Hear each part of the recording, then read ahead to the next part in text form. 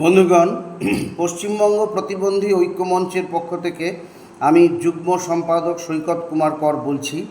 আমরা সকলেই জানি যে আজকে 5 শতাধিক প্রতিবন্ধী মানুষ কলকাতা কর্পোরেশনের মেন অফিসের পাশে আমরা আজকে যে অবস্থান বিক্ষোভে সামিল হয়েছিলাম।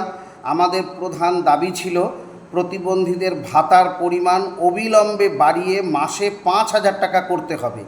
এছাড়া যে দাবি ছিল প্রতিবন্ধী হকারদের ট্রেনে কাজ করার ক্ষেত্রে অসুবিধা হচ্ছে, বাধা সৃষ্টি করা হচ্ছে।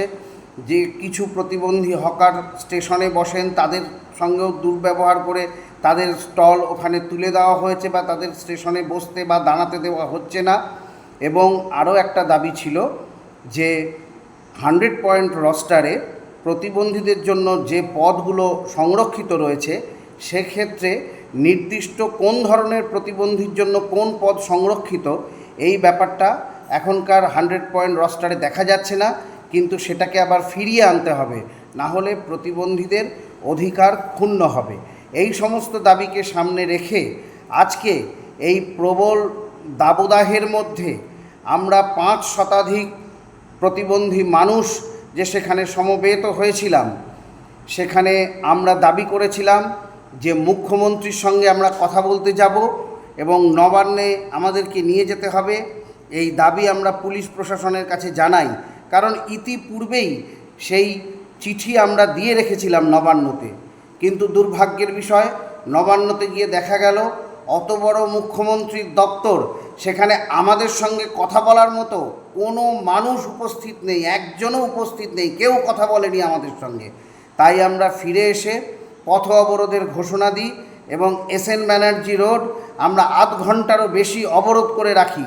এর ফল যেটা হয়, পুলিশ প্রশাসনের পক্ষ থেকে তারা নড়ে চড়ে বসেন এবং সোশ্যাল ওয়েলফেয়ার ডিপার্টমেন্টের স্পেশাল সেক্রেটারির সঙ্গে আমাদের সাক্ষাতের ব্যবস্থা করে দেন। তিনি আমাদের বক্তব্য শোনেন এবং যেহেতু তিনি সোশ্যাল ওয়েলফেয়ার ডিপার্টমেন্টে আছেন, তিনি নিজেও সমস্যাটা জানেন।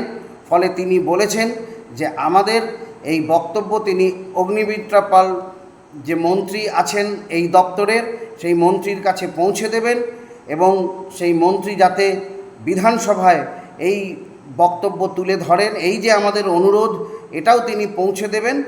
আর বিধানসভা মিটে যাওয়ার পর মন্ত্রীর সঙ্গে সাক্ষাতের ব্যবস্থা করবেন। বন্ধুগণ, আজকে এই যে আন্দোলন, এই আন্দোলন আমাদের সামনে কয়েকটা শিক্ষা রেখে যায়। প্রথম কথাই হচ্ছে, আজকে যে আমরা জোরের সঙ্গে দাবি তুলে ধরতে পেরেছি এবং CMOর দপ্তরে কেউ দেখা না করায় আমরা যে পথ অবরোধ করেছি, তার ফলেই কিন্তু পরে এই কথা বলার সুযোগটা আমরা পেয়েছি। ফলে এই লড়াই আমাদের আরও শক্তিশালী করে আরও বড় আকারে চালিয়ে যেতে হবে। যে বিষয়গুলো আমাদের খুবই খেয়াল রাখতে হবে, 1 নম্বর কথা হচ্ছে আমাদের প্রত্যেককে আরও সচেতন হতে হবে। ঠিক কী বক্তব্য আমরা বলতে চাইছি গুছিয়ে সংক্ষেপে যাতে আমাদের বক্তব্য আমরা তুলে ধরতে পারি, প্রত্যেককেই সেইভাবে নিজেদেরকে তৈরি করতে হবে। দ্বিতীয়ত, ভলেন্টিয়ারের যে বিরাট সমস্যা ছিল আমরা সবাই দেখেছি। ওই পথ অবরোধের সময় প্রতিবন্ধীরা এক একজন এক এক দিকে চলে যাচ্ছিলেন, এতে করে এটা অন্য কোনো অসুবিধা হয়নি, কিন্তু এরকম ক্ষেত্রে কখনো অসুবিধা হতে পারে। তাই ভলেন্টিয়ারের যে খুবই প্রয়োজন, এটা আমাদের মাথায় রেখে প্রত্যেকের বাড়ি থেকে একজন ভলেন্টিয়ার, অর্থাৎ বাড়িতে যিনি দেখতে পান, যার কোনো প্রতিবন্ধকতা নেই, এই রকম মানুষকে সঙ্গে করে নিয়ে আসতে হবে। আজকে যিশুদা যদি তার বাড়ির মানুষকে সঙ্গে করে নিয়ে আসতে পারেন এবং তিনি যদি আমাদের ভলেন্টিয়ার হিসেবে সাহায্য করতে পারেন, তাহলে আমরা সবাই কেন সেটা পারবো না? ফলে ভলেন্টিয়ার আমাদের সবাইকে নিয়ে আসতে হবে। 3 নম্বর হলো আরও অনেক বেশি অর্থের প্রয়োজন। আজকে দেখুন, আমাদের মনের মধ্যে যাই ক্ষোভ বিক্ষোভ থাক না কেন, আমরা যদি আমাদের এই কথা প্রচার না করতে পারি সাধারণ মানুষের মধ্যে, তাহলে কিন্তু দাবি আদায় হবে না। আমরা মূলত প্রচার করেছি অনলাইনে, সোশ্যাল মিডিয়ায়, কিন্তু এটুকুই যথেষ্ট নয়।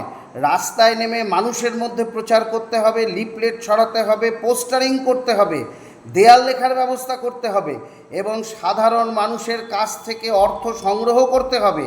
যদি আমরা সত্যি সত্যিই চাই এই আন্দোলন আরও বাড়ুক এবং এই আন্দোলনের দাবি আদায় হোক, কারণ আমরা জানি সত্যিকারের ন্যায়সঙ্গত আন্দোলনই দাবি আদায় করতে পারে। যদি সত্যি সত্যি আমরা আন্দোলনকে সেই পর্যায়ে নিয়ে যেতে চাই, তাহলে কিন্তু আরও বেশি অর্থের প্রয়োজন, আরও ভলেন্টিয়ারের প্রয়োজন, এবং আমরা যাতে গুছিয়ে আমাদের মনের কথা, মনের দুঃখের কথা যাতে প্রকাশ করতে পারি, সেই ক্ষমতা আমাদের প্রত্যেককে অর্জন করতে হবে। যদি করতে পারি, আগামী দিনে আমরা আরও বৃহত্তর আন্দোলন গড়ে তুলতে পারব এবং সেই বৃহত্তর আন্দোলনের সামনে মুখ্যমন্ত্রী নিজে এসে বক্তব্য রাখতে বাধ্য হবেন। কারণ আপনারা সকলেই জানেন, অভয়া আন্দোলনে ডাক্তারি ছাত্ররা এমন আন্দোলন করেছিলেন যে মুখ্যমন্ত্রী ছুটে এসেছিলেন তাদের মঞ্চে বক্তব্য রাখবার জন্য।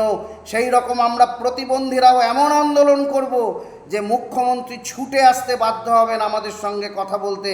সেই আন্দোলন যাতে আগামী দিনে আমরা গড়ে তুলতে পারি, ব্লকে ব্লকে, জেলায় জেলায় এই আন্দোলনকে যাতে আমরা ছড়িয়ে দিতে পারি। এখন সামনের 1 মাস এইটাই আমাদের যাতে ধ্যান জ্ঞান হয়, আমরা জেলায় জেলায়, ব্লকে ব্লকে এই আন্দোলনকে ছড়িয়ে দেব এবং সমস্ত জায়গায় আমরা ডেপুটেশন দেব। আসুন আমরা এইভাবে আন্দোলনকে দেখি, যাতে আগামী দিনে আন্দোলন আরও বৃহত্তর পর্যায়ে পৌঁছয় এবং এই আন্দোলনের মাধ্যমেই আমরা দাবি আদায় করে নিতে পারি। এই কথা বলেই আমি আমার বক্তব্য শেষ করলাম। পশ্চিমবঙ্গ প্রতিবন্ধী ঐক্য মঞ্চ জিন্দাবাদ।